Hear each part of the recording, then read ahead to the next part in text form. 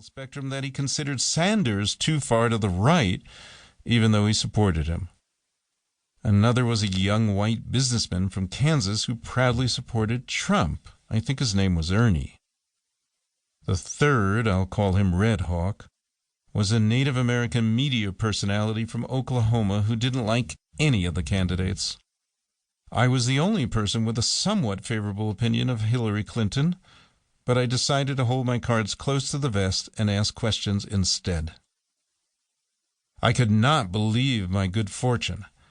Here I was, contemplating writing a book about our divided nation, and I had just been gifted with my own little focus group, magically assembled by Amtrak.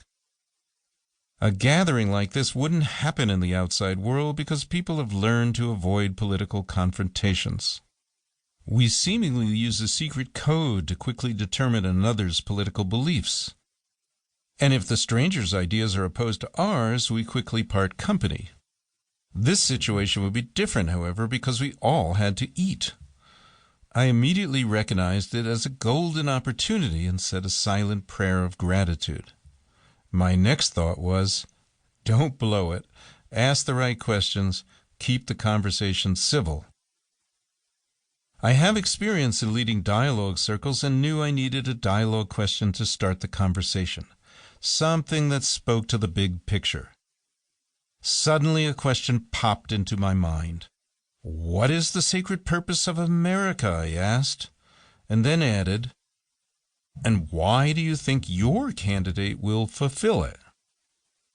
Not surprisingly, Ernie, the Trump supporter, jumped in first, and I braced myself for a stump speech about making America great again. Instead, I was pleasantly surprised when he laid out a reasonably intelligent argument. The status quo of politics had become so corrupt that it was now necessary to take a sledgehammer to break it up, and Trump is just the guy to do it. We need to reset, he claimed. Without Trump, America has lost its purpose. With Trump, we will regain it. I was not even remotely a Trump supporter. In fact, I considered him extremely dangerous. But amazingly, I had no quarrel with what I was hearing. James, the Bernie supporter, was having a harder time. He finally interrupted in exasperation, accusing Trump of being a racist and of dividing the nation. Do you think Trump really cares about a guy like me, a gay black man? No, he doesn't, and he doesn't care about you either, Ernie. He's just a con man. Get over it. He only cares about himself and how he can make himself and his family richer. I had no quarrel with anything James said either, and the fact that Ernie listened in silence rather than escalating the conflict pleased me.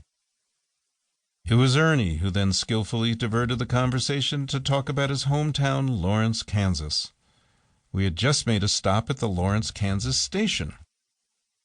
He had special affection for Lawrence, he said, even as he had moved to Wichita a decade ago to start his own manufacturing business. Wichita, he said, had a more diverse population. Lawrence was almost entirely white.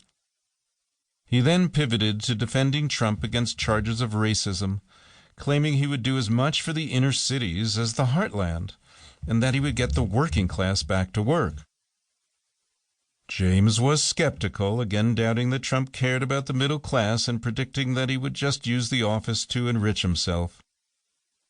He also predicted that Trump would start a war to boost the economy, touching on my greatest fear. They went back and forth for quite some time while Red Hawk and I remained silent. And then I asked another question. What is the difference between Trump and Bernie?